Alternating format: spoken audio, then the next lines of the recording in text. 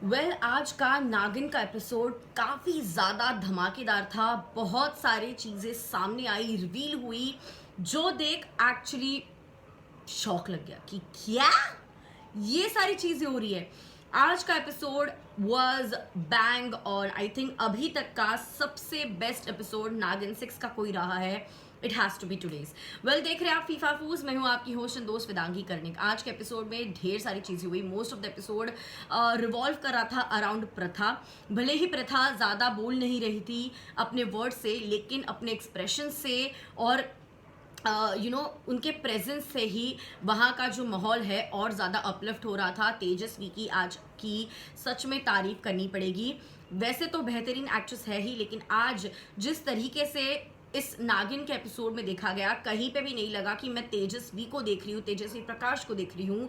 जिस तरीके का उनका बिहेवियर है, उनका जो पर्सनालिटी है, वो बिल्कुल भी प्रथा से अलग है। और आज मुझे स्क्रीन पे लगा कि यस, मैं पूरी तरह से कोई एक नई लड़की प्रथा को देख रही हूँ।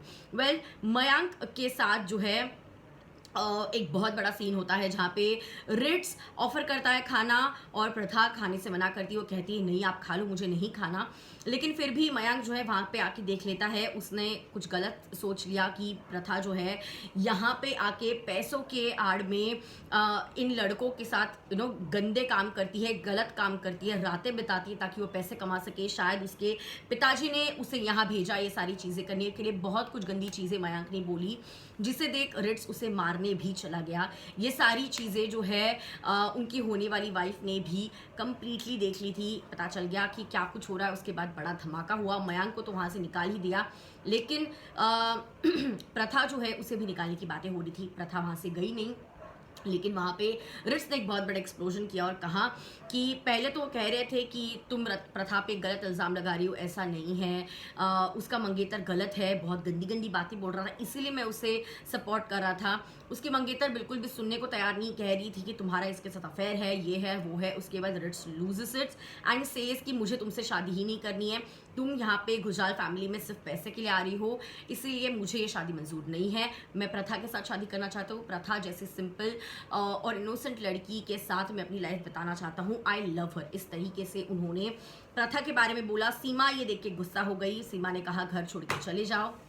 इसके बाद प्रथा को लेकर बाहर चले जाते हैं। बहुत बड़ा बतंगड़ होता है, लेकिन प्रथा वहाँ पे कहती है देखो मुझे तुमसे कोई शादी नहीं करनी, मेरा सेल्फ रिस्पेक्ट बहुत ज़्यादा है और मैं किसी से भी प्यार नहीं करती, मैं सिर्फ अपने बाबा से प्यार करती हूँ। मुझे अपने पिताजी के लिए जो कमाई करनी है, काम करना है, वो करना है। बीच में उसके पिताजी का फ़ोन आता है और उसे पता चल जाता है कि किस तरीके से लैंडलॉर्ड ने 4 महीने का रेंट ना देने की वजह से घर से बाहर निकाल दिया। उसके पिताजी ट्रबल में होते हैं। रिट्स वहाँ पे मदद करने के लिए चला जाता है एंड यहाँ पे जो है ऋषभ लौट आता है। ऋषभ को मारने की कोशिश शेष नागिन ने करी, लेकिन कैसे तो जिंदा बच के लौट आता है। और लौटने के बाद जो है उसके हाथ के ऊपर मलम पट्टी जो है प्रथा कर रही होती है। सो जो दाग है, जो मोल उसे लग रहा था कि जिसके हाथ पे मोल है वो असुर है, लेकिन जब वो वुंड साफ करी थी प्रथा, तब वो मोल जो है चला गया था। वो मोल नहीं, किसी चीज़ का निशान था, शायद पेन मार्क था। तो यहाँ पे शेष नागिन को अपनी गलती का एहसास होता है। माफ़ी भी मांगती है कि मैं इतनी बड़ी कैसे गलती कर सकती हूँ। और उन्होंने महादेव से शक्ति मांगी, ताकत मांगी कि मुझे असुरों को ढूंढने में मदद करो, मैं किसी बेकसूर की जान नहीं ले सकती। वो तो हुआ। किस तरीके से ऋषभ वगैरह वापस जिंदा आ गए, शेष नागिन जो है आ गई। अब यहाँ पे जिसका सबसे ज़्यादा इंतजार था कि नागिन अवतार में हमें सर्वश्रेष्ठ शेष नागिन दिखाई देंगी प्रथा, लेकिन ऐसा कुछ भी नहीं हुआ। घर के अंदर ढेर सारा ड्रामा हुआ और सबसे बड़ा शौक तब लगा कि सीमा जो है एक्चुअली विलन है ही नहीं। सीमा यानी सुधा चंद्रन का कैरेक्टर विलन नहीं है, बल्कि उनके पति विलन है। जब वो नीचे बंकर में मतलब कोई एक वार्डरोब से गुजरते हुए स्टेयर केस नीचे जाते हैं अंडरग्राउंड, और वहाँ पे वो जाती है अपने पति से बात करने, तब पता चलता है कि वो है असली असुर, वो है देशद्रोही जिनके हाथ में मार्क है। और वो जो आर्म्स एंड अम्यूनिशन है दुश्मन देश को बेच रहे हैं ताकि इंडिया जो है खतरे में आए, देशद्रोही है, उनके जैसे और 19 लोगों को जो है बहुत सारे पैसे खिला के महामारी फैलाने के लिए 6 महीने पहले बोला गया था, जिसका मेंशन वहाँ पे किया। और जैसे ही सीमा वहाँ आती है ऐसा लग रहा था कि बाप रे अब सीमा तो इनके ऊपर चढ़ जाएंगी, काफ़ी भोले से कैरेक्टर दिख रहे थे वो, लेकिन नहीं, उन्होंने सीमा को गले से पकड़ लिया। जिस तरीके से एक्टिंग की है दोनों ने, बहुत ही खूबसूरत तरीके से। ऊपर आने के बाद पूरा जो गेम है पलट दिया।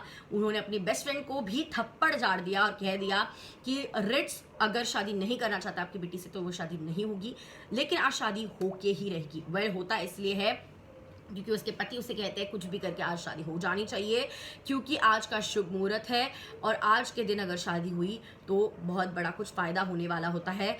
शास्त्र के हिसाब से उन्हें वो करना होता है, और जिसकी वजह से जो है वो कहती है अगर रिट्स को उनके बेस्ट फ्रेंड की बेटी से शादी नहीं करनी है तो प्रथा से करनी है, तो प्रथा के साथ शादी करने के लिए भी तैयार हो जाती है।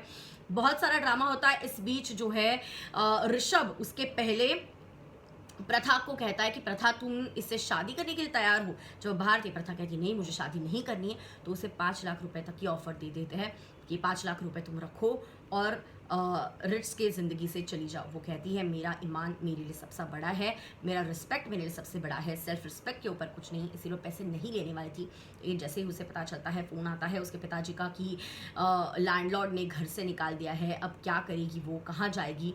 अब ये देखने के बाद जो है उसका जो माइंड है शायद सोचता है कि मैंने पैसे उठाने चाहिए, इसीलिए शायद वो पैसे उठा के घर के अंदर जाती है शादी के लिए मना करने। लेकिन उसी वक्त जो है सीमा आ जाती है और उसके बाद वो कह देती है कि अगर रिट्स को शादी करनी है प्रथा से तो प्रथा के साथ ही शादी होगी। और ऋषभ जो है जो दूसरी बेटी है उनके बेस्ट फ्रेंड की उर्वशी की बेटे के साथ शादी करने के लिए तैयार होते हैं। आज का एपिसोड काफ़ी एक्सप्लोसिव था, काफ़ी इंटरेस्टिंग बातें सामने आई और आज का एपिसोड कम्प्लीटली हुक्ड ऑन रहा। और कहीं ना कहीं 90% ऑफ द स्टोरी प्रथा के टूवर्ड्स ही रिवॉल्व हो रही थी। किस तरीके से पूरे घर के अंदर जो है बवाल मच चुका था, उसके ऊपर जो है आज की स्टोरी थी, काफ़ी इंटरेस्टिंग थी। प्रथा ने काफ़ी ब्यूटीफुल एक्टिंग किया है, आपको बिल्कुल नहीं लगेगा आप तेजस्वी को देख रहे हो, you would feel that you are actually watching प्रथा।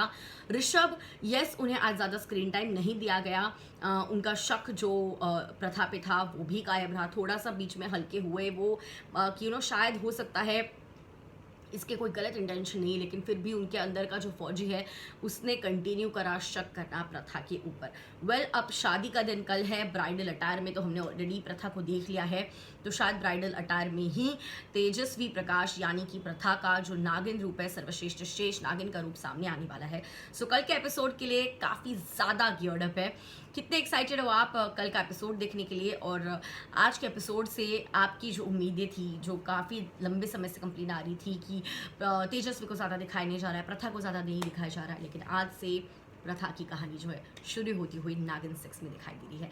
क्या है आपका कहना? नीचे कमेंट सेक्शन में ज़रूर बताइए। आई सी यू गाइस सून, तब तक के लिए बाय बाय।